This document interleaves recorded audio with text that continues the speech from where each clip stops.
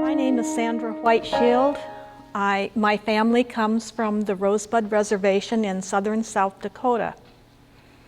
And the story I would like to tell you is about my mother.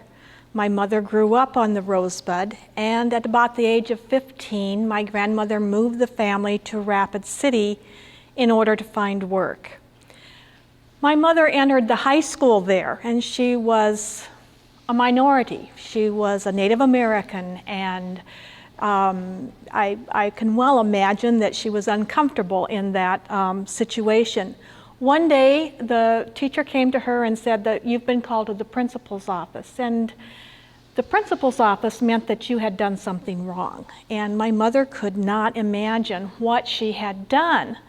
She went to the principal's office, and the principal told her that outside was a taxi and that she was to get in the taxi and go where they were going to take her. And so she did, because you did what authorities told you to do. The taxi took her to the local Sioux Sanitarium, and there she was given a shot.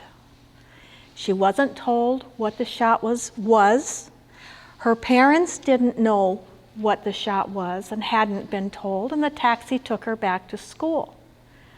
The next year, she was called again to the principal's office, and this time there was a taxi again, and she was taken back to the Sioux Sanitarium, and they just gave her a checkup, and she was taken back to school. 45 years later, my mother was diagnosed with breast cancer. And at that time, she told me this story. And she asked me, what do you think? What kind of a shot do you think I got? She didn't know. And so our IRBs today have to guard against those kinds of things happening. We're told that it can't happen today, but it can, because regulation only has to do with federally funded dollars, federal investigators, or federally approved drugs and devices. My mother died 3 years after her diagnosis with breast cancer, not from breast cancer, but from the effects of an experimental drug used to combat her cancer. A few years later, I entered the STAR study because I wanted to provide information for my children, because now we have this propensity for cancer in our family.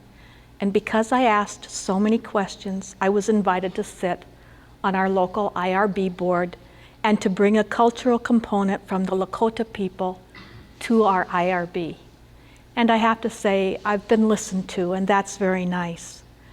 But thank you to all the people who serve on IRBs and who serve to protect those who can't stand up for themselves and protect themselves.